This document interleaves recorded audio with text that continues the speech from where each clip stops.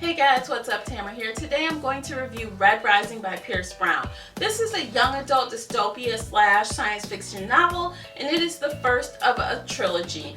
This was a very good read, but let me tell you guys, it took me a minute to get from the point where I felt like it was a decent read to a good read, and let me tell you why. For you that don't know, this book is about a boy named Darrow who is a red, and reds are underneath the ground of Mars, and they are miners, and they are working to make the planet sustainable for people to live on. Darrow, something happens to him, and he discovers that, wow, this planet is already inhabited. People are living here. Things above ground are different than what they were told, and he is thrown into this world of rebels and gold, and he ends up doing something near impossible, turning gold himself and infiltrating them, and his goal is to take them down. Now, I did not give a spoiler. You can surmise this from the synopsis. It is not giving anything away.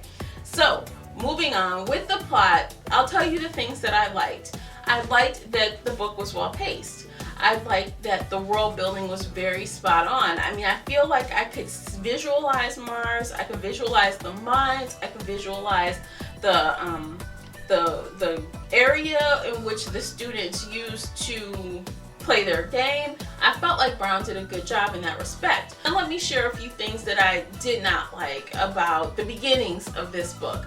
First and foremost, the way that the colors were described, and by colors I mean cast of people, reds, browns, silvers, pinks, golds, all of those, like, and how they're separated by birth and things like that. It sort of reminded me of another book called Divergent. Have you heard that? Now, there's a lot more cast within their color system, and it's not necessarily by personality, but later it's split by personality, and that whole choosing of they're being chosen for their houses, in which they are on teams while they are learning how to be golds. You know, they're learning how to be military golds, and they are, I mean, that reminds me of Divergent a little bit.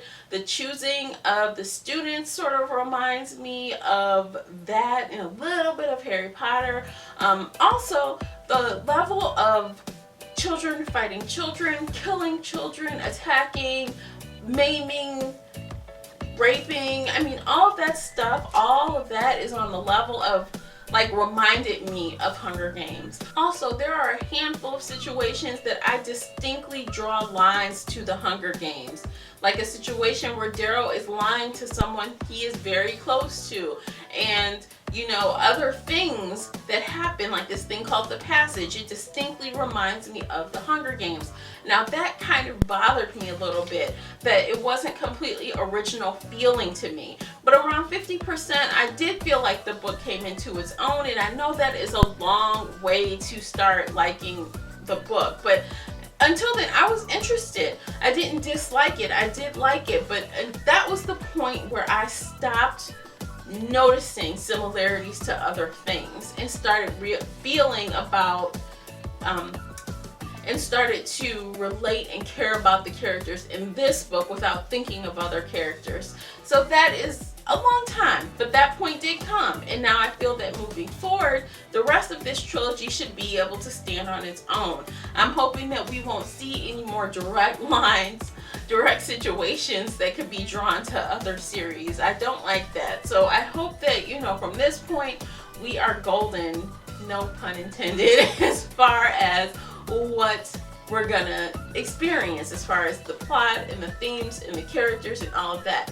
Now, being that Darrow is our protagonist, we know that he is an evolving character, from the beginning being a red and the end to being prime gold. He is the lowest of low at the beginning and the highest of high at the end. And through all of that, he has this major transformation. Between all of that, he is learning their game, playing their game, and winning.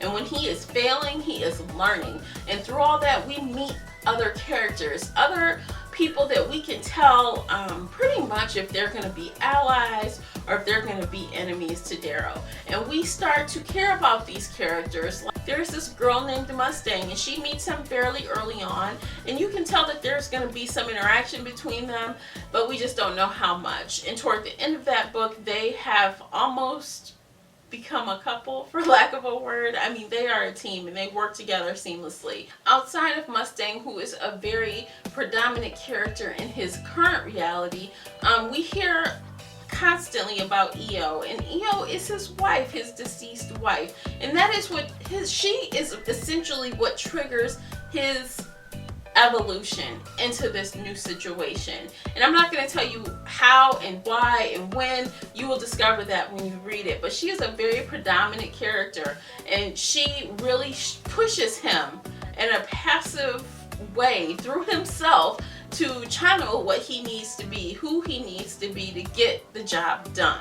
And I like that about her character. You know, while we don't see very much of her, she's forever present in everything that he does. The way he communicates with people, the way he makes decisions, and he thinks about things. You know, you can tell that his wife EO is in there kind of guiding him, and I like that. We also have a host of other characters in this book. Some are allies, some are enemies. And by I mean a host, I mean a host. I feel like there are 20 plus characters in this book. Some you see often, some you see don't. Kind of like the Hunger Games. You know, there's a lot of people in it. There's a lot going on. So when you talk about like even a review like I'm doing for you, I kind of had to narrow it down. I can't talk about all the people that I liked, all the people that I didn't like, because I would be here for a really long time. In a nutshell, it's pretty clear who the heroes and villains are, who's good and bad. There's really not much confusion there. There's really no trickery. It's pretty plain and dry as far as the characters. And the only person with real, true character growth is Darrow, in my opinion. I did listen to this on audiobook, and I'm glad I did. It really kept my attention. The narrator, Jim T. Reynolds, did an excellent job. This was my first time listening to him, and I really thought he added a different flair to it. You know, when reading something, you can't really tell what the intent is behind like the traits and things like that.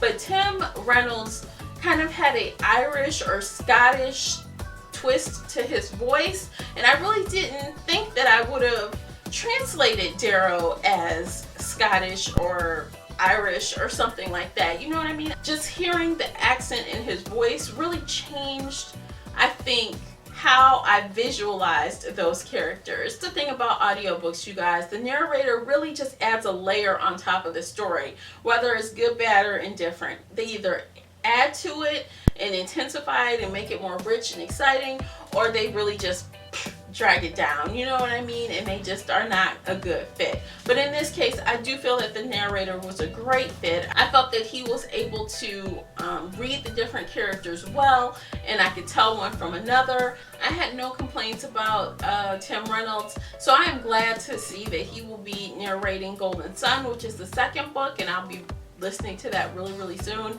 Now, with all of that said, you guys, I rated Red Rising 4 out of 5 bookmarks. Again, I really enjoyed it. Yes, it took me a minute to get past things that I noticed from other books, but once I got past that point, I really enjoyed the story. I liked the cliffhanger at the end. I liked Darrow as a character overall. I liked the direction that this trilogy is going in, and I look forward to listening to the next one. I do recommend this book for those that like a more sci-fi vibe to their dystopia. If you like stories that take place on another planet, you'll probably enjoy this. If you like the Hunger Games, you'll probably enjoy this, because, you know, as I mentioned, there are some lines to be drawn. This book isn't necessarily for the younger side of young adult, but if you enjoy older feeling young adult, or if you are an adult, you'll probably enjoy this title as well. So that's all I have to say on this, you guys. Let me know if you read or listened to Red Rising, and if you did, if you enjoyed it, I'd love to know what your thoughts are. And if you haven't read it, are you going to add this one to your TBR list? If so, just let me know. Leave a comment below. Please like and share and all that fun stuff, and please subscribe. Thanks, guys, and until next time, happy reading. Bye, guys.